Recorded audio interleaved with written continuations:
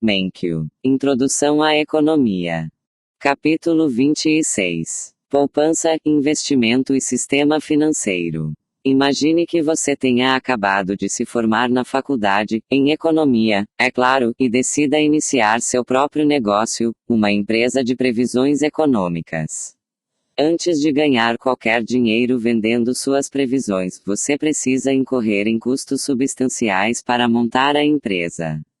Precisa comprar computadores com os quais irá fazer suas previsões, assim como mesas, cadeiras e arquivos para equipar seu novo escritório. Cada um desses itens é um tipo de capital que sua empresa usará para produzir e vender seus serviços. Como você obterá os recursos para investir nesses bens de capital? Talvez você possa pagar por eles utilizando sua própria poupança. Entretanto, o mais provável é que, como a maioria dos empreendedores, você não disponha de recursos próprios suficientes para financiar o início de seu negócio. Como resultado, você terá de obter o dinheiro de que precisa de outras fontes. Há muitas maneiras de você financiar esses investimentos de capital. Você poderia tomar um empréstimo de um banco, um amigo ou um parente. Nesse caso, você se comprometeria não só a devolver o dinheiro em uma data futura, mas também a pagar juros pelo uso dele. Alternativamente, você poderia convencer alguém a lhe fornecer o dinheiro necessário para o seu negócio em troca de uma participação nos seus lucros futuros, quaisquer que sejam. Em qualquer um desses casos, seu investimento em computadores e equipamentos de escritório estará sendo financiado pela poupança de outra pessoa. O sistema financeiro consiste daquelas instituições presentes na economia que ajudam a promover o encontro das pessoas que poupam com as pessoas que investem.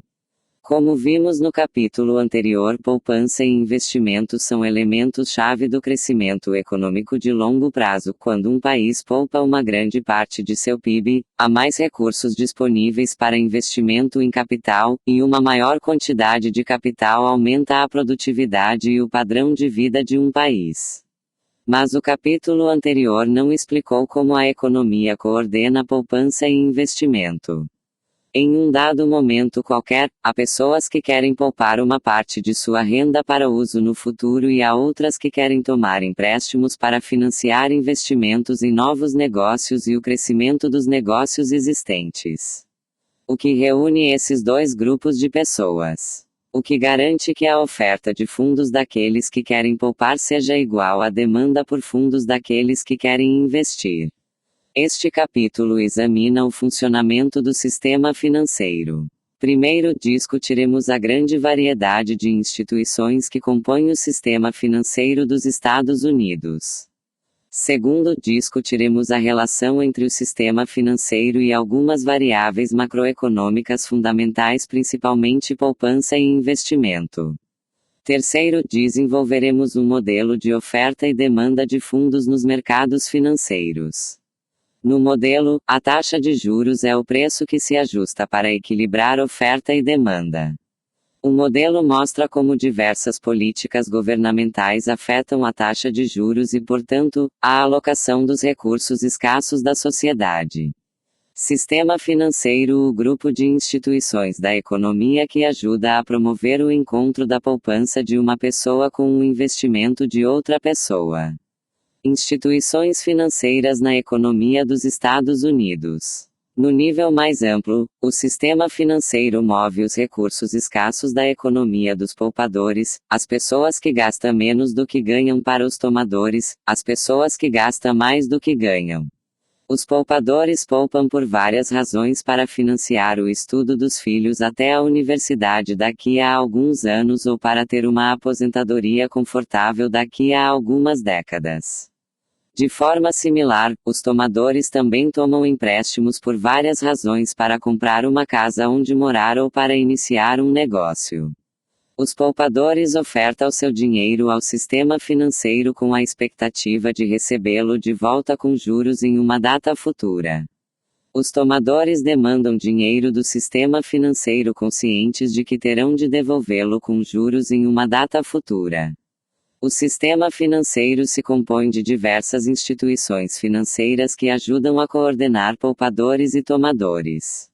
Como prelúdio à análise das forças econômicas que movem o sistema financeiro, vamos discutir as instituições financeiras mais importantes. Elas podem ser agrupadas em duas categorias: mercados financeiros e intermediários financeiros. Vamos tratar de cada uma dessas categorias a seguir. Mercados financeiros. Os mercados financeiros são as instituições por meio das quais uma pessoa que quer poupar pode oferecer fundos diretamente a uma pessoa que deseje tomar empréstimo. Os dois mercados financeiros mais importantes da economia americana são o mercado de títulos e o mercado de ações. Mercados financeiros são instituições financeiras por meio das quais os poupadores podem fornecer fundos diretamente aos tomadores de empréstimos. O mercado de títulos. Quando a Intel, a gigante dos chips de computadores, quer tomar um empréstimo para financiar a construção de uma nova fábrica, pode tomar dinheiro diretamente do público. E o faz com a venda de títulos. Um título é um certificado de dívida que especifica as obrigações do tomador do empréstimo para com o detentor do título. Dito de maneira mais simples, um título é um acordo escrito para a devolução de uma dívida, IOU. Ele identifica o período de tempo em que o empréstimo será pago, chamado de data de vencimento, e a taxa dos juros que serão pagos periodicamente até o vencimento do empréstimo. O comprador de um título entrega seu dinheiro à Intel em troca da promessa de pagamento de juros e eventual pagamento do valor dado em empréstimo, chamado de principal. O comprador pode ficar com o título até seu vencimento ou vendê-lo antes a outra pessoa. Há literalmente milhões de títulos diferentes na economia americana. Quando grandes empresas, o governo federal ou governos estaduais e locais precisam tomar empréstimos para financiar a compra de uma nova fábrica, um novo bombardeiro a jato ou uma nova escola, costumam fazê-lo por meio da emissão de títulos. Se você procurar no Wall Street Journal ou na seção de negócios de seu jornal local, encontrará uma lista dos preços e taxas de juros de algumas das principais emissões de títulos. Embora esses títulos possam diferir uns dos outros de diversas maneiras, há três características dos títulos que são muito importantes. A primeira característica é o prazo do título, que é a duração do tempo até o vencimento do título. Alguns títulos têm prazo curto, isso é alguns meses, e outros podem ter prazos longos de até 30 anos. O governo britânico já emitiu um título que nunca vence, chamado de perpetuidade. Esse título paga juros para sempre, mas o principal nunca é reembolsado. A taxa de juros de um título depende, em parte, do seu prazo. Títulos de longo prazo apresentam maior risco do que os de curto prazo porque os detentores de títulos de longo prazo precisam esperar mais pelo reembolso do principal. Se o detentor de um título de longo prazo precisar de seu dinheiro antes da data de vencimento, não terá escolha, a não ser vender o título a outra pessoa, talvez a um preço reduzido. Para compensar esse risco, os títulos de longo prazo em geral costumam pagar taxas de juros mais elevadas do que os de curto prazo. A segunda característica importante de um título é seu risco de crédito, a probabilidade de que o tomador deixe de pagar parte dos juros ou do principal. Esse não pagamento é chamado de inadimplência. Os tomadores podem, e às vezes o fazem, deixar de pagar seus empréstimos declarando falência. Quando os compradores de títulos percebem que a probabilidade de inadimplência é elevada, exigem uma taxa de juros mais alta para compensar esse risco. Como o governo norte-americano é considerado um risco de crédito seguro, os títulos do governo tendem a pagar uma taxa de juros baixa. Por outro lado, empresas em dificuldades financeiras levantam recursos com a emissão dos chamados títulos podres, junk bonds, que pagam taxas de juros muito elevadas. Os compradores de títulos podem julgar o risco de crédito por meio de diversas agências privadas como a Standard & Poor's, que classificam o risco de crédito de diferentes títulos. A terceira característica importante dos títulos é o tratamento tributário, que é a maneira como a legislação tributária trata os juros ganhos sobre o título. Os juros da maioria dos títulos são renda tributável, de modo que o detentor precisa pagar parte dos juros recebidos como imposto de renda. Por outro lado, quando os governos estaduais e locais emitem títulos, chamados de títulos municipais, os detentores não devem imposto de renda federal sobre os juros ganhos. Por causa dessa vantagem tributária, os títulos emitidos pelos governos estaduais e locais pagam juros menores do que títulos emitidos pelas empresas ou pelo governo federal. O mercado de ações. Outra maneira de a Intel levantar fundos para a construção de uma nova fábrica de semicondutores é a venda de ações da empresa. As ações representam propriedade da empresa e, portanto, um direito sobre os lucros que a empresa obtiver. Por exemplo, se a Intel vender um total de 1 milhão de ações, cada ação representará a propriedade de 1 sobre 1 milhão da empresa. Ações é direito a uma parte da propriedade de uma empresa. A venda de ações para levantar fundos é denominada financiamento patrimonial, enquanto a venda de títulos é denominada financiamento por endividamento. Embora as empresas usem os dois tipos de financiamento para levantar fundos para novos investimentos, ações e títulos são muito diferentes. O proprietário de ações da Intel é proprietário de parte da empresa, o proprietário de um título da Intel é um credor da empresa. Se a Intel for muito lucrativa, os acionistas se beneficiam dos lucros, enquanto os detentores de títulos recebem apenas os juros que lhes são devidos. E se a Intel ficar em dificuldades financeiras, os detentores de títulos receberão o que lhes é devido antes de os acionistas receberem qualquer coisa. Comparadas aos títulos, as ações oferecem riscos maiores aos acionistas. Em compensação, oferecem rendimento potencialmente maior. Depois que uma empresa emite ações e as vende ao público, elas são negociadas entre os acionistas em bolsas de valores organizadas. Nessas transações, a empresa em si não recebe nada quando suas ações mudam de mãos. As bolsas de valores mais importantes da economia americana são a Bolsa de Valores de Nova York, a American Stock Exchange e a Nasdaq, National Association of Securities Dealers Automated Quotation System. A maioria dos países do mundo tem suas próprias bolsas de valores, onde são negociadas as ações das empresas locais.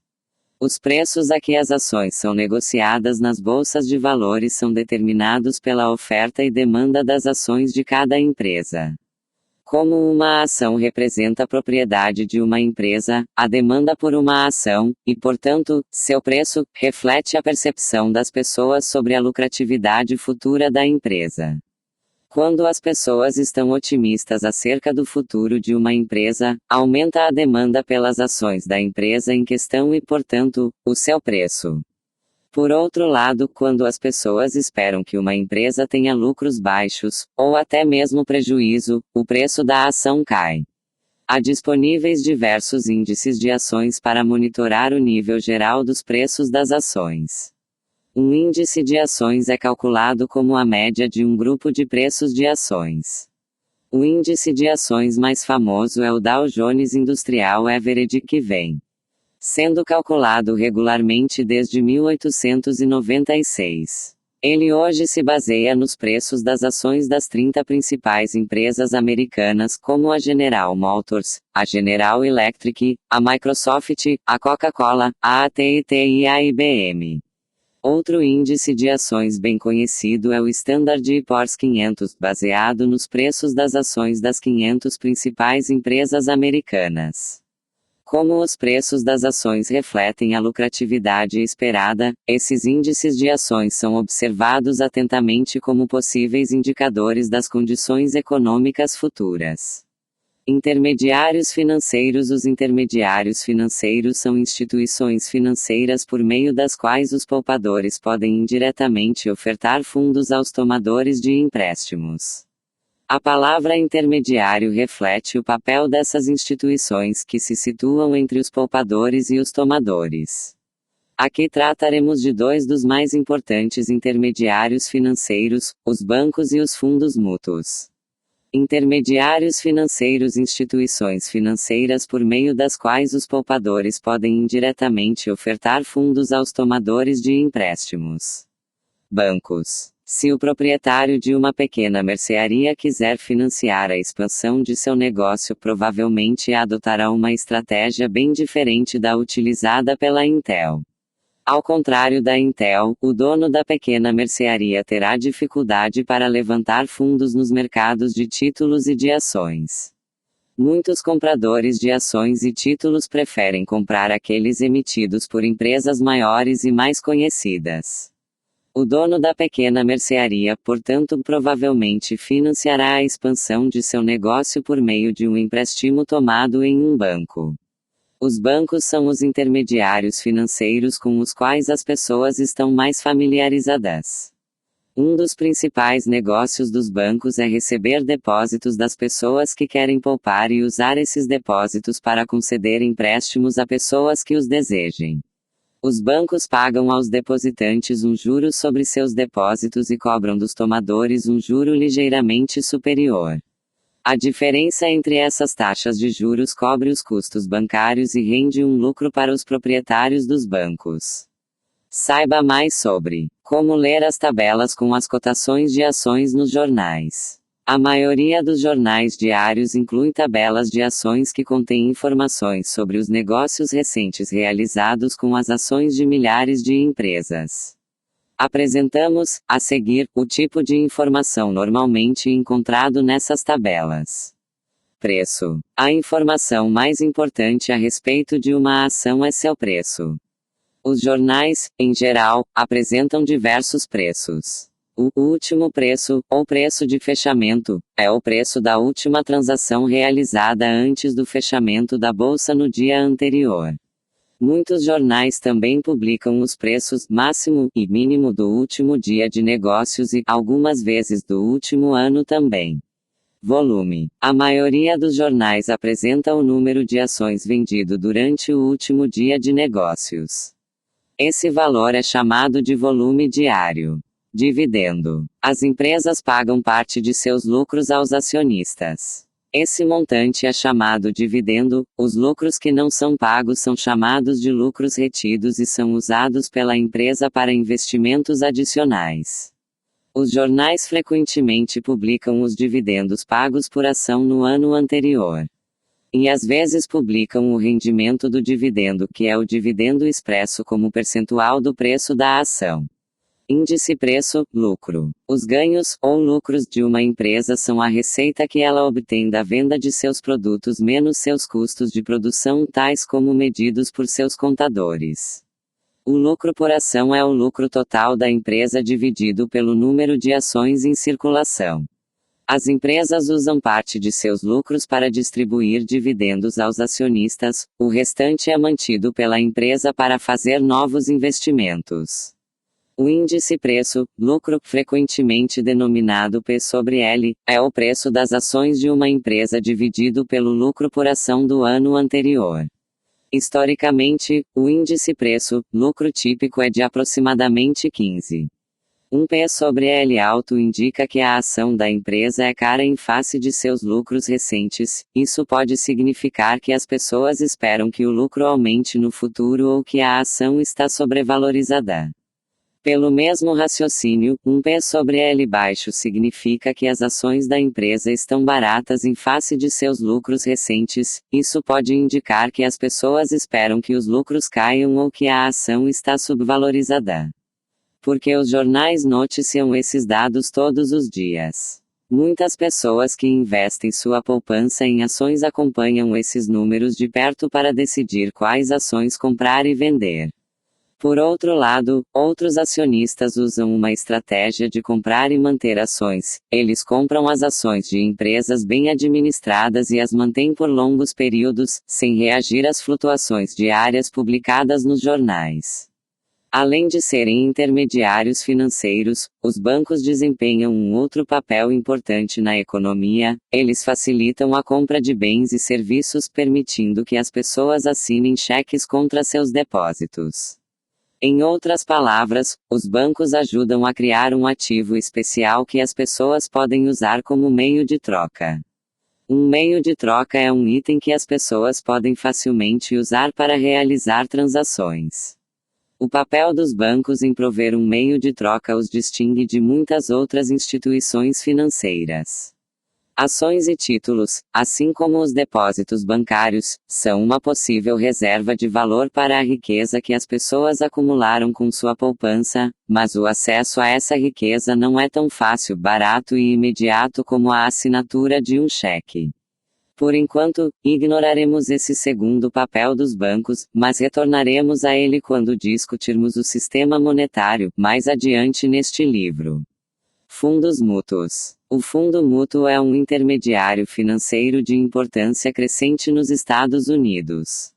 Um fundo mútuo é uma instituição que vende cotas ao público e usa o resultado da venda para comprar uma seleção, ou carteira de títulos de diversos tipos de ações, títulos ou ambos.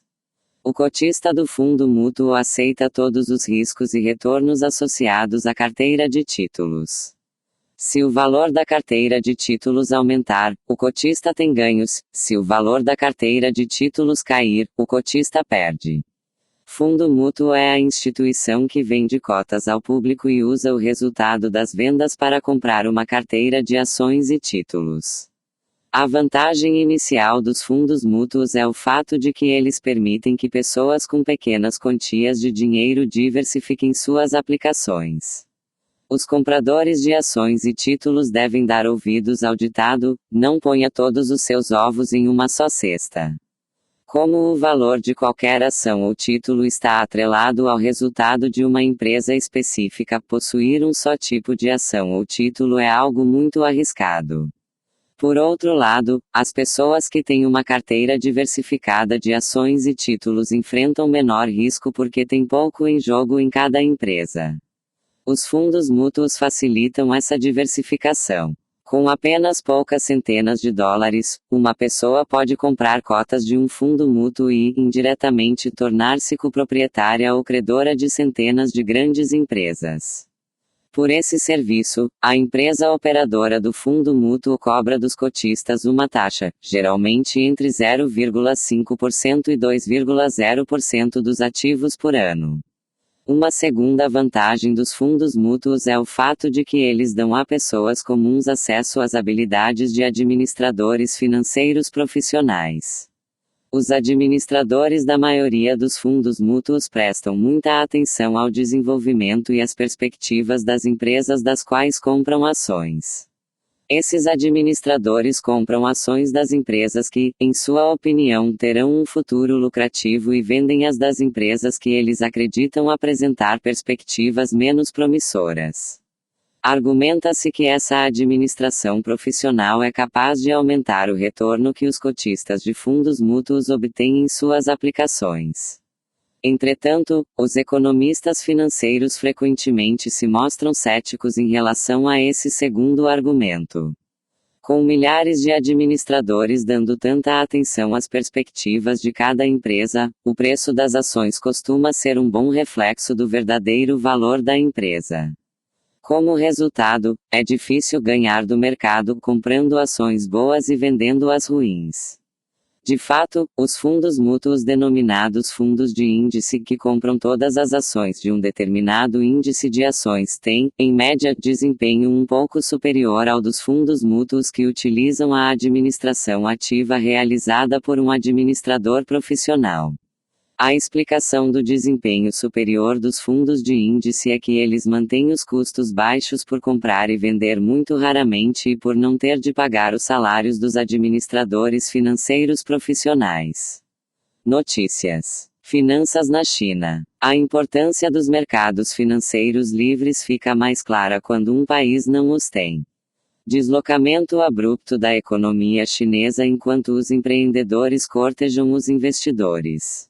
Ag Xuxian, um antigo fazendeiro que hoje dirige um Cadillac, construiu sua bem-sucedida fábrica têxtil com dinheiro de amigos e parentes.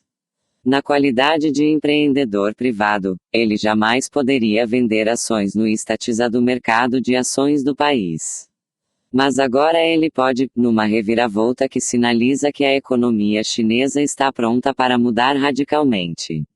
Novas regras dão às empresas privadas acesso aos mercados de capitais do país, o qual até agora era proibido para a maioria delas. Com acesso mais fácil ao capital, as empresas privadas têm a chance de se tornarem o principal instrumento da economia chinesa pela primeira vez desde um breve período no começo do século XX e, caso contrário, desde a dinastia Song, há quase 1000 anos. A mudança também traz implicações políticas. À medida que as empresas privadas chinesas crescem em número e em valor, seus proprietários tornam-se um grupo de crescente poder cujas exigências o governo não poderá ignorar com facilidade. O cumprimento da lei e o acesso ao financiamento são as duas coisas que farão com que as empresas privadas chinesas fiquem independentes do poder político, disse Ed Xie, economista da Morgan Stanley Jinwitter, em Hong Kong. Sob o atual sistema, o governo, e não o mercado, é quem decide quais empresas podem vender ações ao público.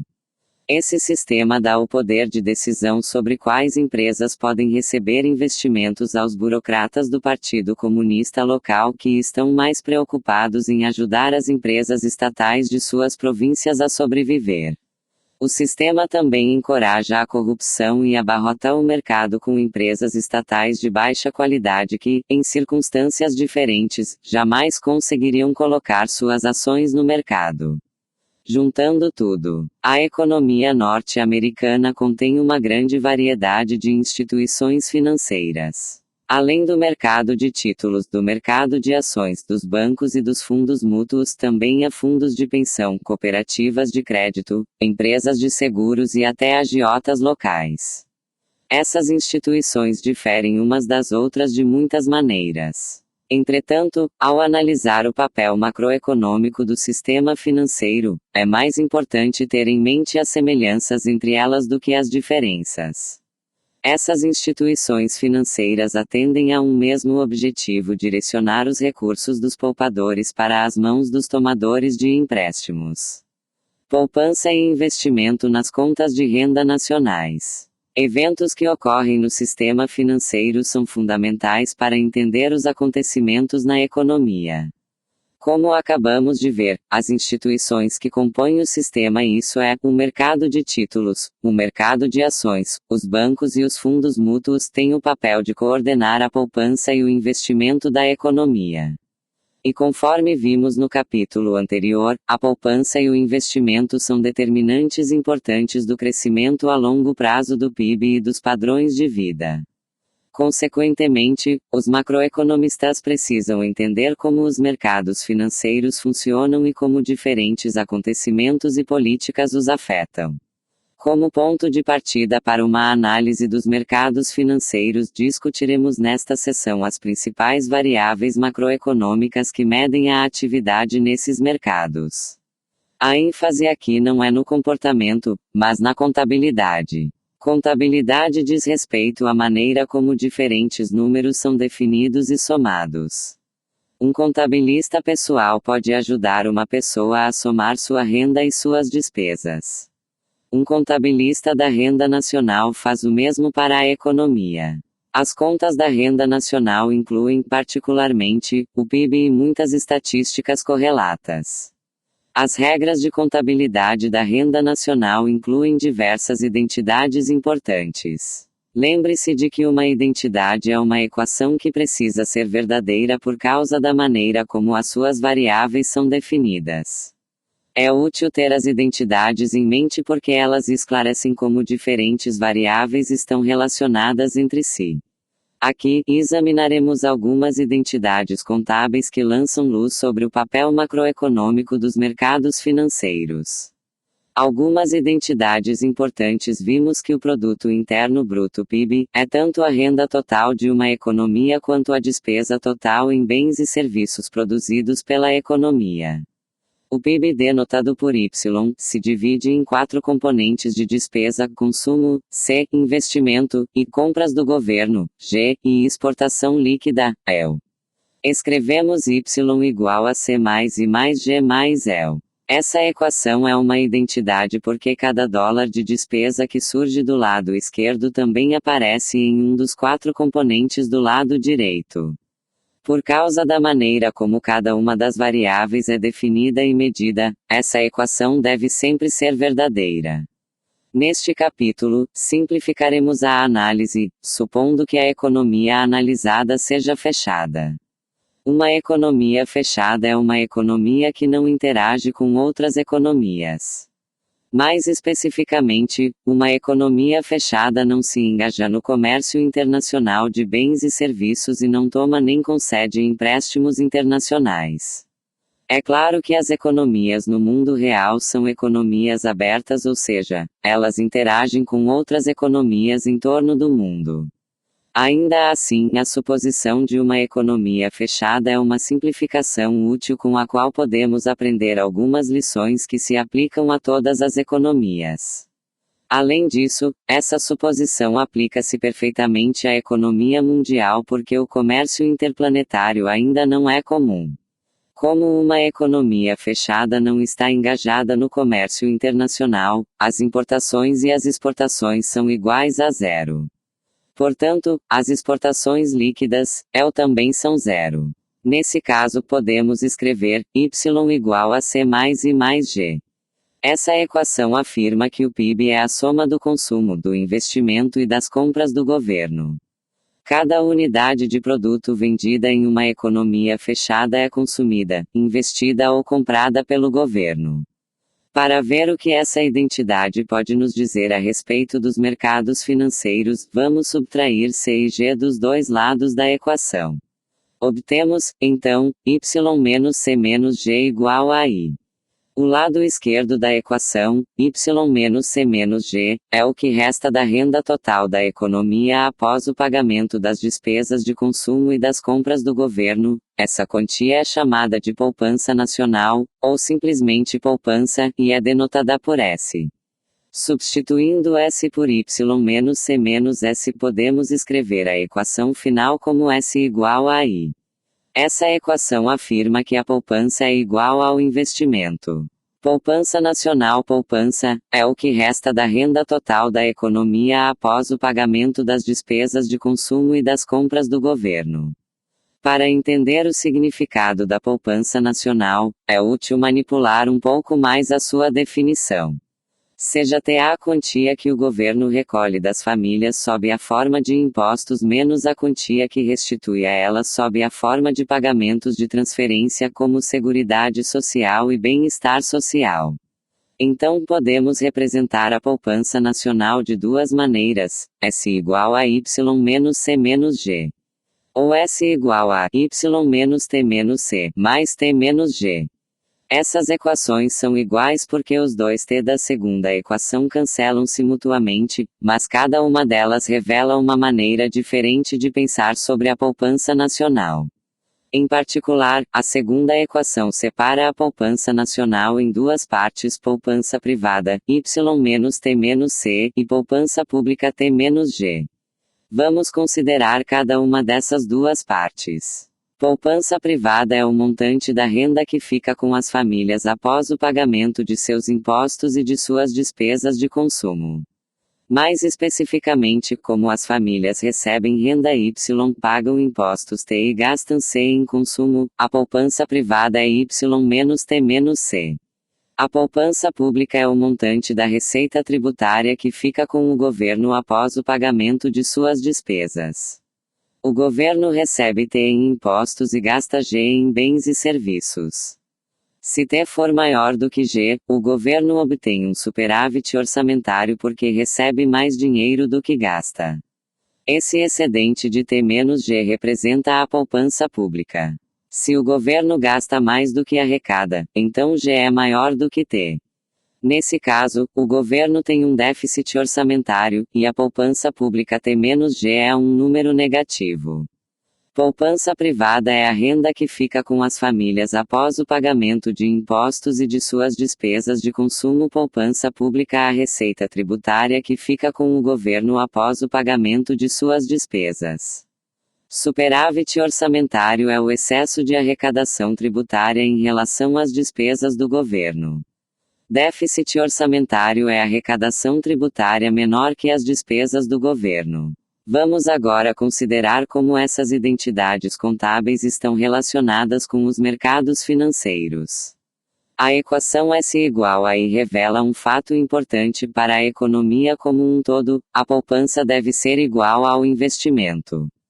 Mas isso levanta algumas questões importantes. Que mecanismos estão por trás dessa identidade? O que coordena as pessoas que estão decidindo quanto poupar e as que estão decidindo quanto investir?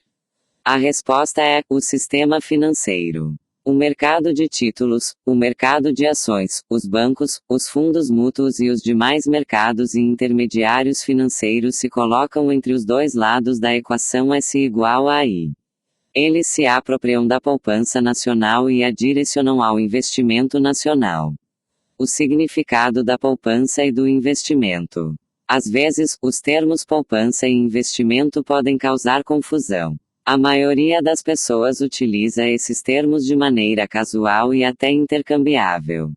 Por outro lado, os macroeconomistas que elaboram as contas de renda nacionais utilizam esses termos com cautela e de maneira distinta. Vamos dar um exemplo. Suponha que Larry ganhe mais do que gasta e deposite a renda não gasta em um banco ou a utilize para comprar um título ou algumas ações de uma empresa. Como a renda de Larry supera seu consumo, ele aumenta a poupança nacional. Larry pode pensar que está investindo seu dinheiro, mas um macroeconomista diria que Larry está poupando, e não investindo. Na linguagem macroeconômica, investimento refere-se à compra de novo capital como equipamentos ou prédios. Quando Moe toma um empréstimo do banco para construir uma casa nova, ele aumenta o investimento nacional. De forma similar, quando a Carlyle Corporation vende ações e usa o resultado da venda para construir uma nova fábrica, também aumenta o investimento nacional. Embora a identidade contábil S igual a I mostre que poupança e investimento são iguais para a economia, isso não precisa ser verdade para cada família ou empresa específica. A poupança de Larry pode ser maior do que o seu investimento e ele pode depositar o excedente em um banco. A poupança de Moe pode ser menor do que seu investimento e ele pode tomar um empréstimo bancário para cobrir a diferença. Os bancos e as demais instituições financeiras tornam possíveis essas diferenças individuais entre poupança e investimento ao permitir que a poupança de uma pessoa financie o investimento de outra. O mercado de fundos de empréstimos. Tendo discutido algumas das instituições financeiras mais importantes em nossa economia e o papel macroeconômico dessas instituições, estamos prontos para construir um modelo dos mercados financeiros. Nosso objetivo ao construir esse modelo é explicar como os mercados financeiros coordenam a poupança e o investimento da economia. O modelo também nos dá um instrumento com o qual podemos analisar diversas políticas governamentais que influenciam a poupança e o investimento. Para manter simples as coisas, faremos a suposição de que a economia tenha apenas um mercado financeiro, denominado mercado de fundos de empréstimos. Todos os poupadores precisam ir a esse mercado para depositar sua poupança e todos os tomadores precisam ir a esse mercado para obter empréstimos. Assim, o termo fundos de empréstimos refere-se a toda a renda que as pessoas decidiram poupar e emprestar, em vez de usar para seu próprio consumo. No mercado de fundos de empréstimos, há uma só taxa de juros que representa tanto o retorno da poupança quanto o custo do empréstimo. É claro que a suposição de um só mercado financeiro não é literalmente verdadeira. Como vimos, a economia tem muitos tipos de instituições financeiras. Mas, como vimos no capítulo 2, a arte da construção de um modelo econômico está em simplificar o mundo para explicá-lo. Para os nossos propósitos aqui podemos ignorar a diversidade de instituições financeiras e supor que a economia tenha um só mercado financeiro. Mercado de fundos de empréstimos. O mercado em que aqueles que querem poupar ofertam fundos e aqueles que querem tomar empréstimos para investir demandam fundos. Oferta e demanda de fundos para empréstimos. O mercado de fundos de empréstimos, como os demais mercados da economia, é regido pela oferta e demanda. Para entender como o mercado de fundos de empréstimos opera, devemos primeiro analisar as fontes de oferta e demanda desse mercado. A oferta de fundos para empréstimos vem das pessoas que têm alguma renda extra que desejam poupar e emprestar. Esse empréstimo pode ocorrer diretamente, por exemplo, quando uma família compra um título de uma empresa, ou indiretamente, como quando uma família faz um depósito em um banco que, por sua vez, usa os fundos para conceder empréstimos. Nos dois casos, a poupança é a fonte da oferta de fundos para empréstimos. A demanda por fundos para empréstimos vem das famílias e das empresas que desejam tomar empréstimos para realizar investimentos. Essa demanda inclui hipotecas imobiliárias. Inclui também as empresas que tomam empréstimos para a compra de novos equipamentos ou para a construção de fábricas. Nos dois casos, o investimento é a fonte da demanda por fundos para empréstimos. A taxa de juros é o preço de um empréstimo. Representa o montante que os tomadores pagam pelo empréstimo e o montante que os que emprestam recebem por sua poupança. Como uma taxa de juros elevada torna o empréstimo mais caro, a quantidade demandada de fundos para empréstimos cai à medida que a taxa de juros aumenta. Por outro lado, como uma taxa de juros elevada torna a poupança mais atrativa, a quantidade ofertada de fundos para empréstimos aumenta quando a taxa de juros se eleva. Em outras palavras, a curva de demanda por fundos para empréstimos tem inclinação negativa e a curva de oferta de fundos para empréstimos tem inclinação positiva. A figura 1 mostra a taxa de juros que equilibra a oferta e a demanda de fundos para empréstimos. No equilíbrio, a taxa de juros é de 5% e a quantidade demandada e ofertada de fundos para empréstimos é de 1.200 bilhões de dólares. O ajuste da taxa de juros para o nível de equilíbrio ocorre pelas razões de sempre. Se a taxa de juros fosse menor do que o nível de equilíbrio, a quantidade ofertada de fundos para empréstimos seria menor do que a quantidade demandada. A escassez de fundos para empréstimos resultante incentivaria os que fazem empréstimos a aumentar a taxa de juros cobrada. Uma taxa de juros mais elevada estimularia a poupança, aumentando com isso a quantidade ofertada de fundos para empréstimos, e desestimularia a tomada de empréstimos para investimento, diminuindo, assim, a quantidade demandada de fundos para empréstimos. De modo inverso, se a taxa de juros fosse maior do que o nível de equilíbrio, a quantidade ofertada de fundos para empréstimos seria maior do que a quantidade demandada. Como os emprestadores competiriam pelos escassos tomadores de empréstimos, a taxa de juros cairia. Com isso, a taxa de juros caminha para o nível de equilíbrio, em que a oferta e a demanda de fundos para empréstimos são iguais. Figura 1. O mercado de fundos de empréstimos. A taxa de juros da economia se ajusta para equilibrar a oferta e a demanda de fundos para empréstimos. A oferta de fundos para empréstimos vem da poupança nacional, incluindo tanto a poupança privada quanto a poupança pública. A demanda por fundos para empréstimos vem das empresas e famílias que querem tomar empréstimos com o objetivo de investir. Aqui, a taxa de juros de equilíbrio é de 5% e os fundos para empréstimos ofertados e demandados são de 1.200 bilhões de dólares. Lembre-se de que os economistas fazem distinção entre taxa de juros real e taxa de juros nominal. A taxa de juros nominal é a taxa de juros usualmente informada, isso é, o retorno monetário da poupança e o custo dos empréstimos.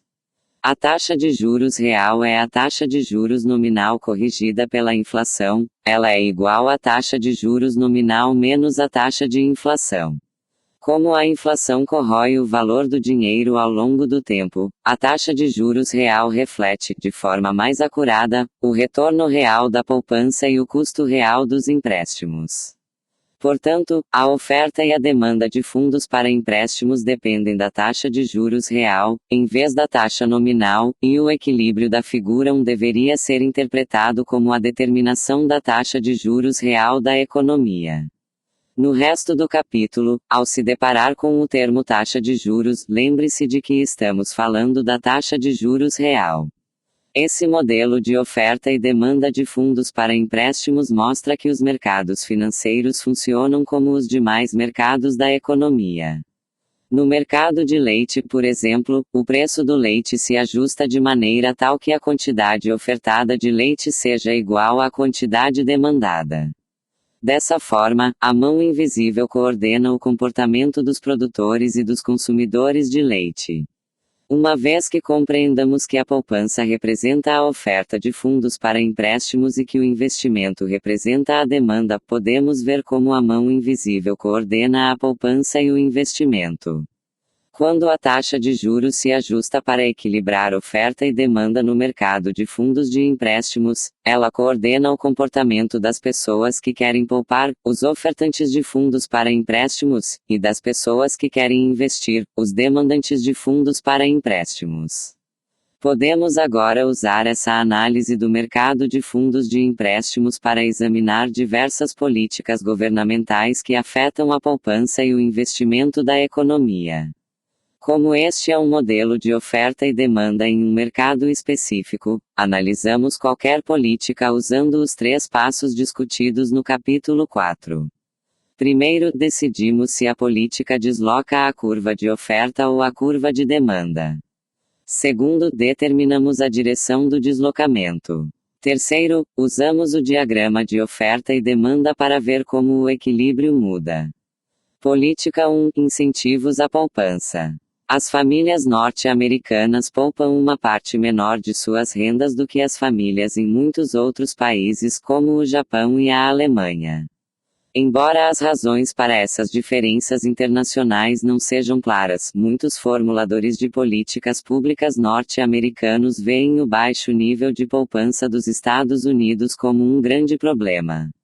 Um dos 10 princípios de economia do capítulo 1 é de que o padrão de vida de um país depende de sua capacidade de produzir bens e serviços. E como vimos no capítulo anterior, a poupança é um determinante importante da produtividade de um país no longo prazo. Se os Estados Unidos pudessem, de alguma maneira, aumentar sua taxa de poupança para o nível que prevalece em outros países, a taxa de crescimento do PIB aumentaria e, com o tempo, os cidadãos dos Estados Unidos poderiam desfrutar de um padrão de vida mais elevado. Outro dos 10 princípios de economia é de que as pessoas respondem a incentivos. Muitos economistas usaram esse princípio para sugerir que a baixa taxa de poupança dos Estados Unidos pode, pelo menos em parte, ser atribuída a leis tributárias que desencorajam a poupança. O governo federal norte-americano, assim como muitos governos estaduais, obtém receita tributando a renda, incluindo juros e dividendos na renda tributável. Para ver os efeitos dessa política, imagine uma pessoa de 25 anos que poupe $1 milhar e compre um título de 30 anos que paga uma taxa de juros de 9%. Na ausência de impostos, os $1 milhar aumentariam para $13.268 quando a pessoa atingisse 55 anos de idade. Entretanto, se o juro fosse tributado a uma taxa de, digamos, 33%, então a taxa de juros após imposto seria de apenas 6%. Nesse caso, os $1 milhar aumentariam para apenas $5.743 após 30 anos. O imposto sobre a renda de juros reduz substancialmente o rendimento futuro da poupança corrente e, como resultado, diminui o incentivo à poupança. Em resposta a esse problema, muitos economistas e legisladores propuseram reformar o Código Tributário para incentivar a poupança.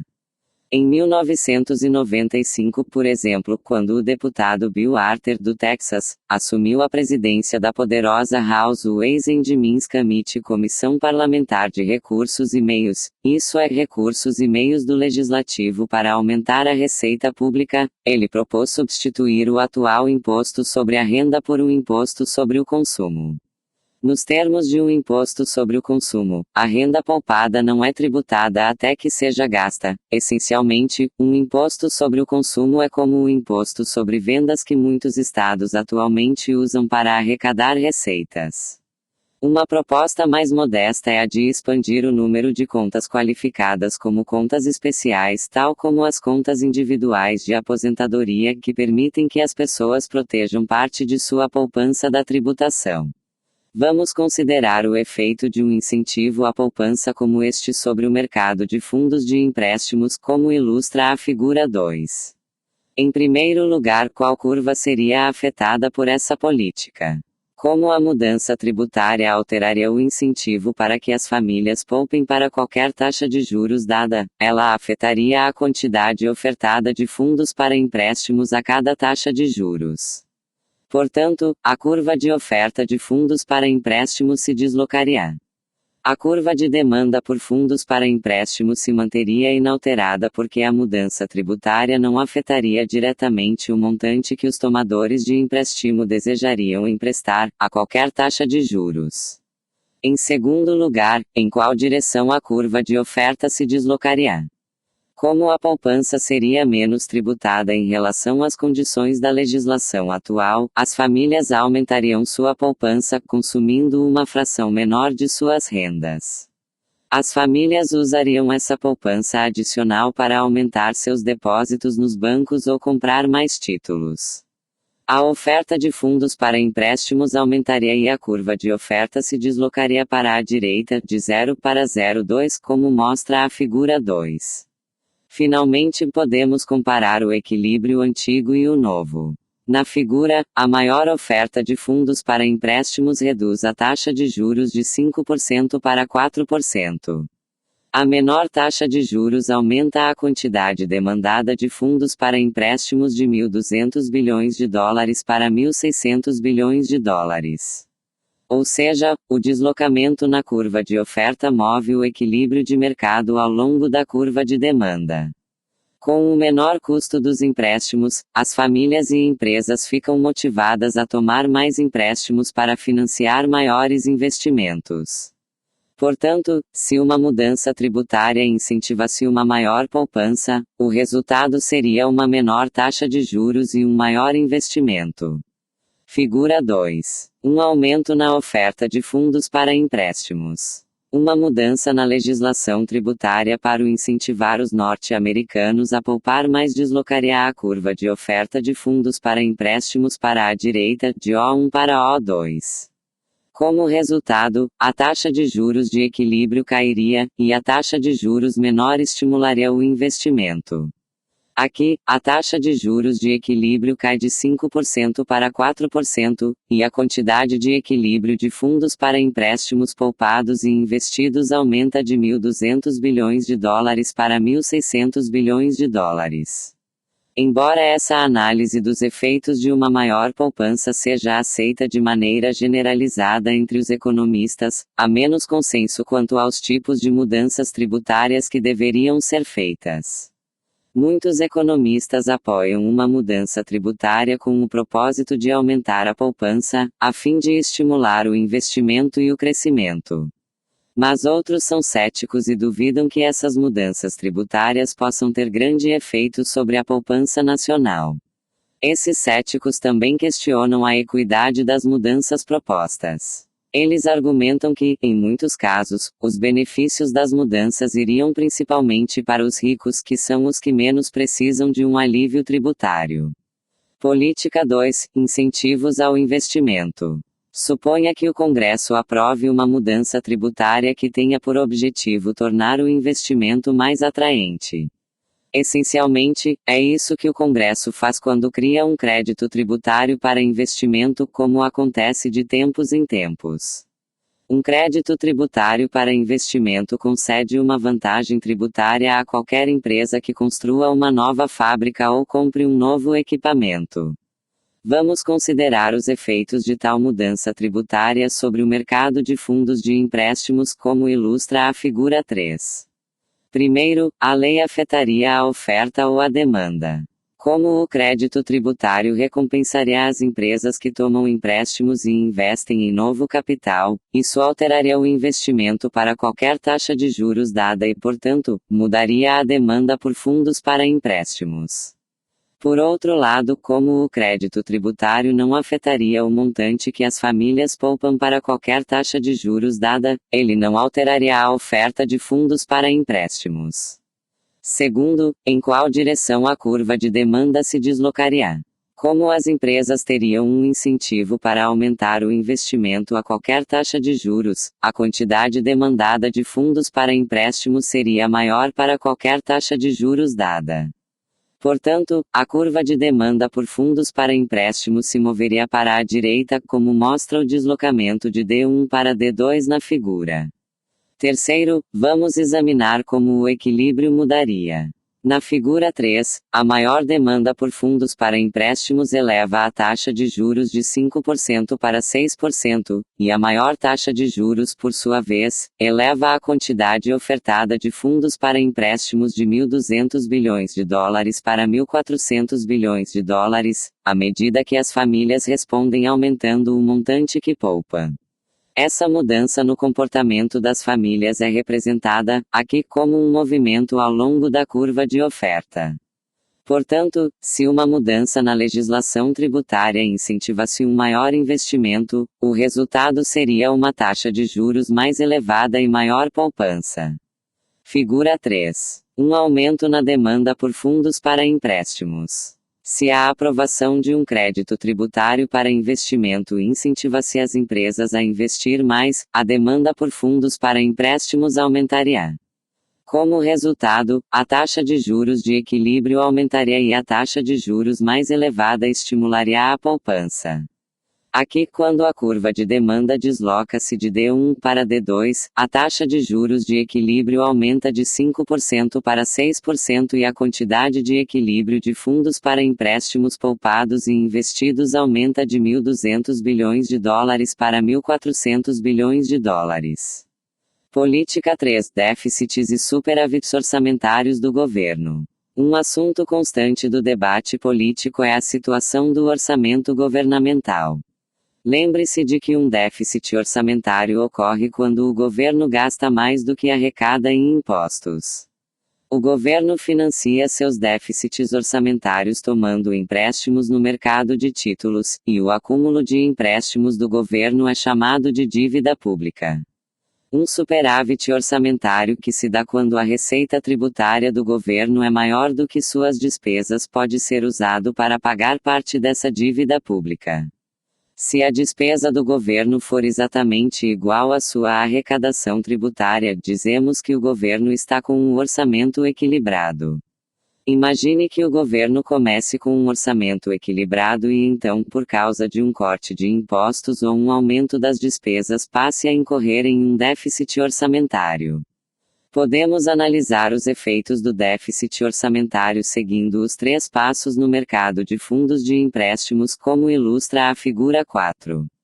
Primeiro, qual curva se desloca quando o governo começa a apresentar déficit orçamentário? Lembre-se de que a poupança nacional, a fonte de oferta de fundos para empréstimos, é composta pela poupança privada e pela poupança pública.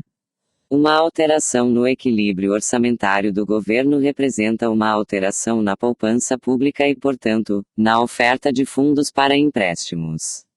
Como o déficit orçamentário não influencia o montante que as famílias e empresas desejam tomar emprestado para financiar o investimento a qualquer taxa de juros dada, ele não altera a demanda por fundos para empréstimos. Segundo, em qual direção a curva de oferta se desloca? Quando o governo incorre em déficit orçamentário, a poupança pública é negativa e isso reduz a poupança nacional. Em outras palavras, quando o governo toma empréstimos para financiar seu déficit orçamentário, reduz a oferta de fundos para empréstimos disponível para financiar o investimento das famílias e das empresas.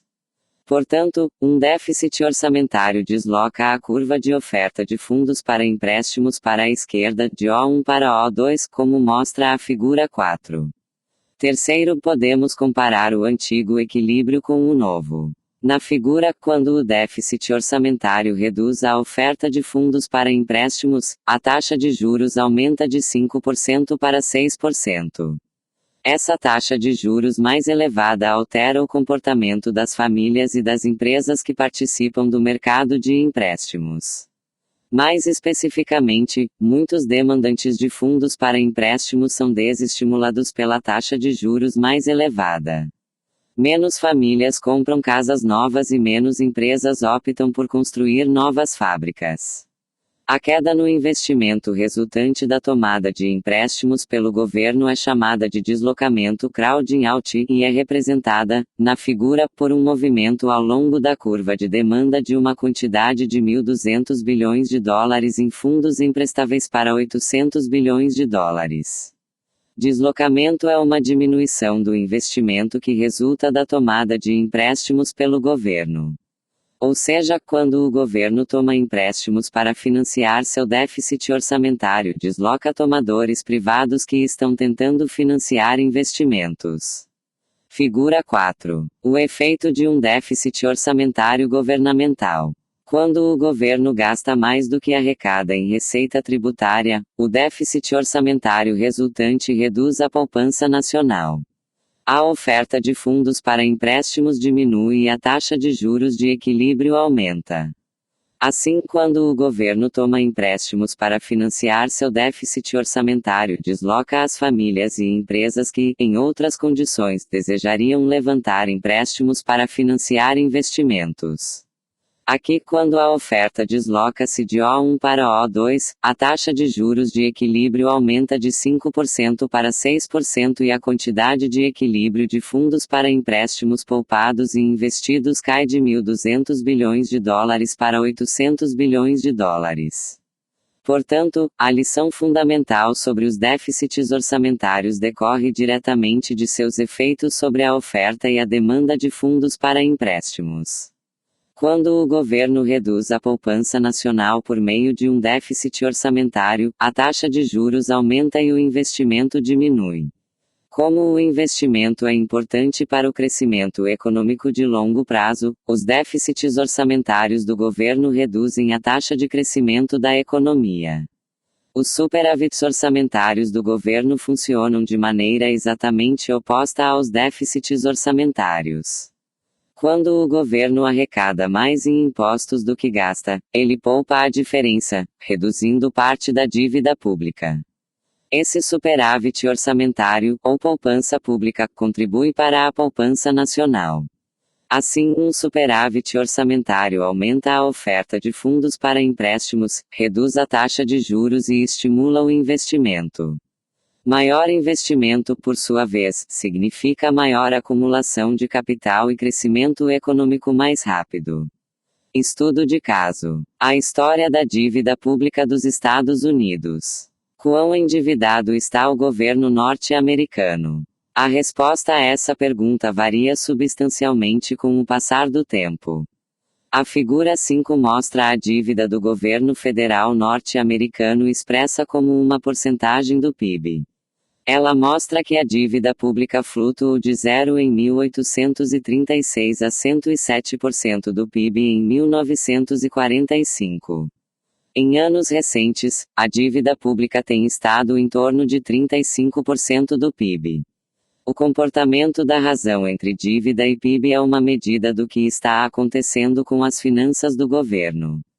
Como o PIB é uma medida aproximada da base tributária do governo, uma redução na razão dívida-PIB indica que o endividamento do governo está se contraindo em relação à sua capacidade de aumentar a arrecadação. Isso sugere que o governo está, de certa forma, vivendo de acordo com seus meios. Por outro lado, uma razão dívida PIB crescente significa que a dívida do governo está crescendo em relação à sua capacidade de arrecadar. Isso é frequentemente interpretado como sinal de que a política fiscal, despesas do governo e impostos não pode ser sustentada indefinidamente nos níveis atuais. Ao longo da história, a principal causa das flutuações na dívida pública é a guerra. Quando ocorrem guerras, as despesas do governo com defesa nacional aumentam substancialmente para pagar por soldados e equipamentos militares. Os impostos também costumam aumentar, mas muito menos do que as despesas. O resultado é um déficit orçamentário e uma dívida pública crescente. Quando a guerra termina, as despesas do governo diminuem e a razão dívida PIB também começa a declinar. Figura 5. A dívida pública norte-americana. A dívida do governo norte-americano, expressa aqui como porcentagem do PIB, variou substancialmente durante a história. Ela atingiu seu nível mais elevado depois das grandes despesas da Segunda Guerra Mundial, mas declinou durante os anos 50 e 60. Ela começou a aumentar novamente no início da década de 1980, quando os cortes de impostos de Ronald Reagan não foram acompanhados de cortes semelhantes nas despesas do governo. Depois, ela se estabilizou e até diminuiu um pouco durante o final da década de 1990. Há duas razões para acreditar que o financiamento da guerra pelo endividamento seja uma política adequada. Primeiro, ele permite que o governo mantenha as alíquotas dos impostos mais estáveis ao longo do tempo. Sem financiamento pela dívida, as alíquotas teriam de aumentar muito durante as guerras e isso causaria um substancial declínio na eficiência econômica. Segundo, o financiamento das guerras por meio da dívida desloca parte dos custos das guerras para gerações futuras que terão de pagar a dívida pública. É possível defender que isso represente uma divisão justa do ônus porque as gerações futuras auferem parte dos benefícios quando uma geração anterior trava uma guerra para defender a nação de agressores estrangeiros. Um grande aumento da dívida pública que não pode ser explicado pela guerra é o que se deu a partir de 1980, aproximadamente. Quando o presidente Ronald Reagan tomou posse, em 1981, estava comprometido com uma redução de impostos e despesas do governo. Mas ele descobriu que reduzir as despesas do governo era mais difícil politicamente do que diminuir impostos. O resultado foi o início de um período de grandes déficits orçamentários que perdurou não só no governo Reagan, mas por diversos anos depois. Como resultado, a dívida pública aumentou de 26% do PIB, em 1980, para 50% do PIB, em 1993. Como vimos anteriormente, os déficits orçamentários do governo reduzem a poupança nacional, o investimento e o crescimento econômico de longo prazo, sendo exatamente este o motivo pelo qual o aumento da dívida pública nos anos 80 incomodou tantos economistas. Os legisladores de ambos os partidos aceitaram esse argumento básico e viram os déficits orçamentários persistentes como um problema político importante. Quando Bill Clinton adentrou o Salão Oval em 1993, reduzir o déficit era seu objetivo principal. De forma similar, quando os republicanos assumiram o controle do Congresso em 1995, a redução do déficit ocupava um lugar privilegiado em sua agenda legislativa.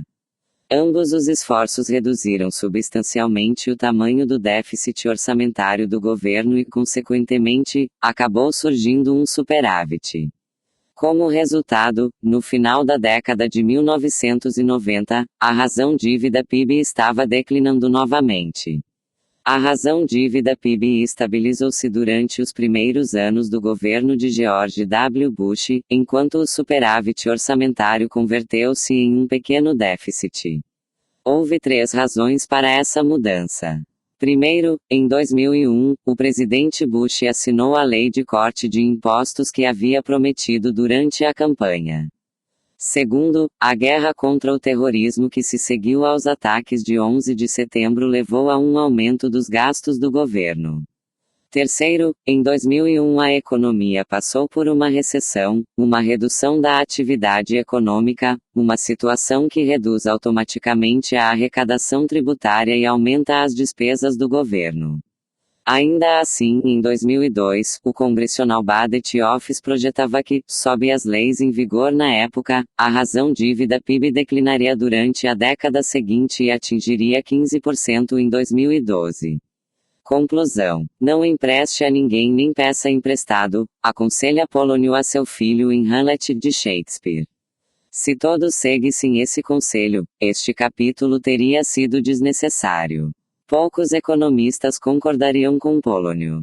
Em nossa economia, as pessoas concedem e tomam empréstimos com frequência e geralmente o fazem por bons motivos.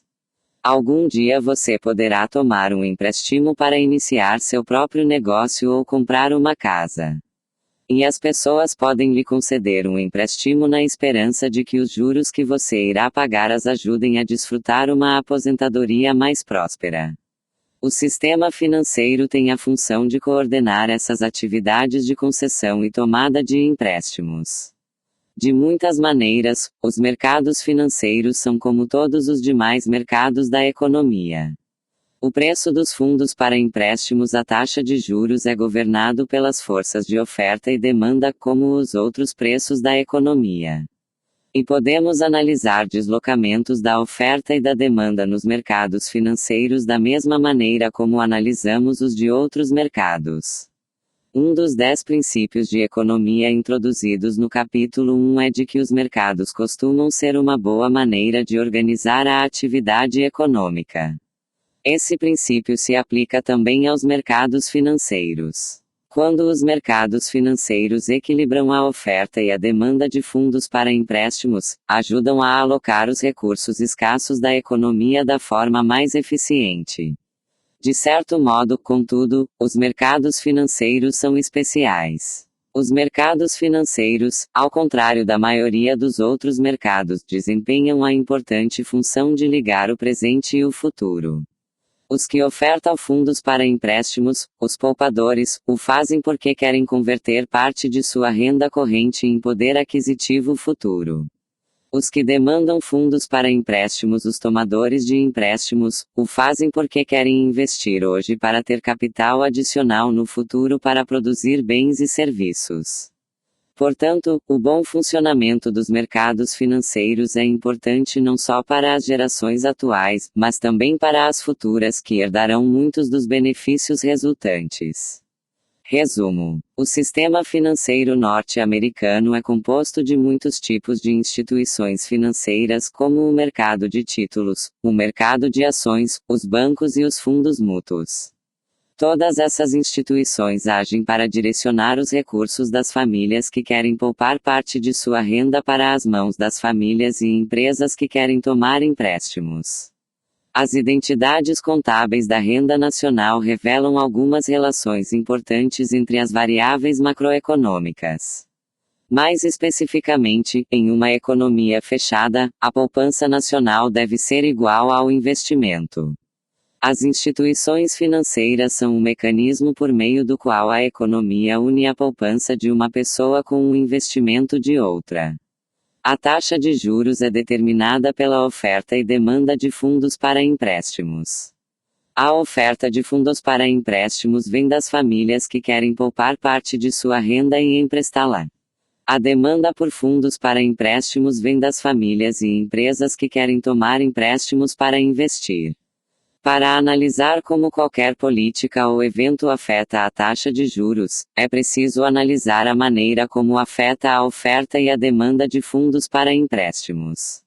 A poupança nacional é igual à poupança privada mais a poupança pública. Um déficit orçamentário do governo representa a poupança pública negativa e, portanto, reduz a poupança nacional e a oferta de fundos para empréstimos disponível para financiar o investimento. Quando um déficit orçamentário governamental desloca o investimento, reduz o crescimento da produtividade e do PIB.